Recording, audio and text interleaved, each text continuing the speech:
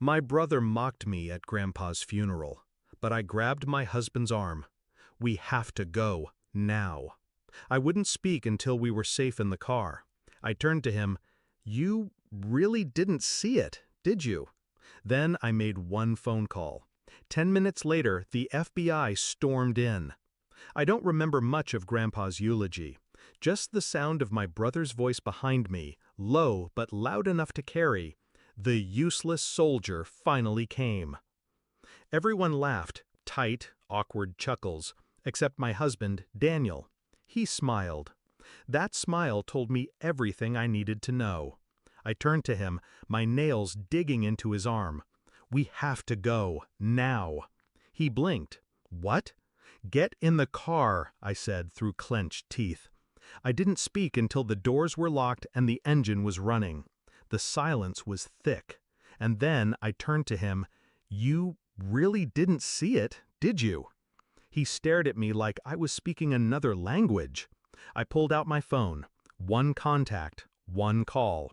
10 minutes later, black SUVs surrounded the chapel.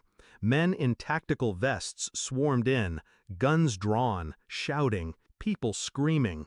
And my brother, my smug, golden boy brother, was dragged out in handcuffs. Daniel's jaw dropped. What the hell is happening?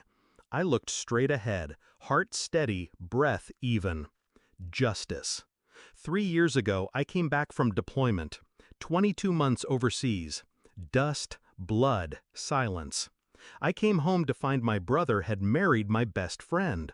And Daniel, my fiancé, was their best man. I smiled through their wedding. I stood off to the side and clapped. I didn't ask questions, not yet. Family first, right? Back then, I still believed in family. Daniel started sleeping with his phone face down. He'd step outside to take calls, wouldn't say who. Then came the locked desk drawer. Receipts I wasn't supposed to see. Numbers that didn't add up. One night I waited for him to fall asleep. I already knew the code. His patterns never changed. There it was. A transfer. $50,000 wired to a company I'd never heard of. 2 weeks later, a luxury watch on my brother's wrist. My best friend in designer heels. That was the first crack. The second came fast. A meeting. Military contractors. A missing flash drive from my gear locker. Only 3 people had access to it. I was the first suspect. The useless soldier. The scapegoat. I didn't get angry. I got quiet. They thought I'd break, that I'd go full PTSD and spiral.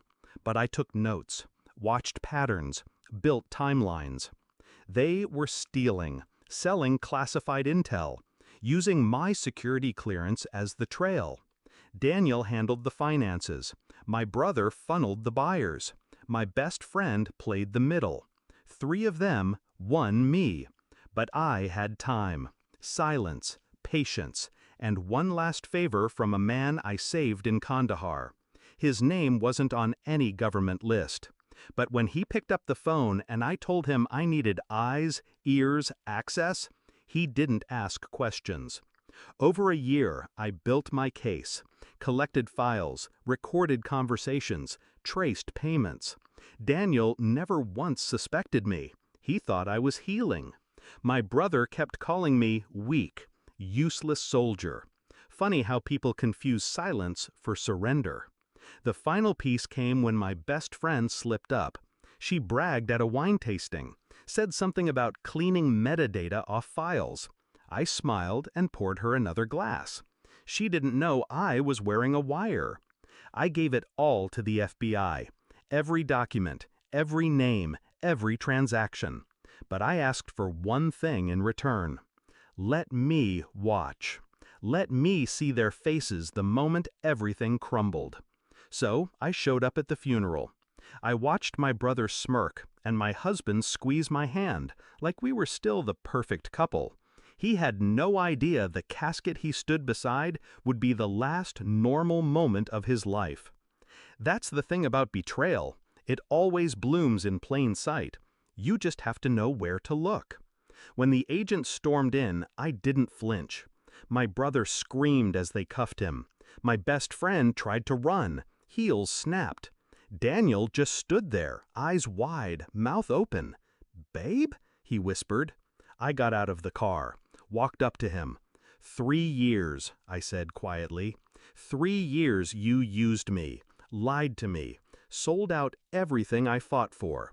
And you thought I'd never see it? He shook his head. No, it wasn't like that. It was exactly like that, I said, and I saw everything. He reached for me. I stepped back. You could have walked away, I said. You could have stopped, but you were greedy and stupid.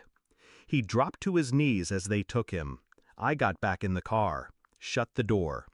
The drive home was silent, but it wasn't the heavy silence from before. It was clean, sharp, like a cut finally closed. People always ask me if I miss them. Miss my brother? My best friend? Daniel? No. I miss who I thought they were.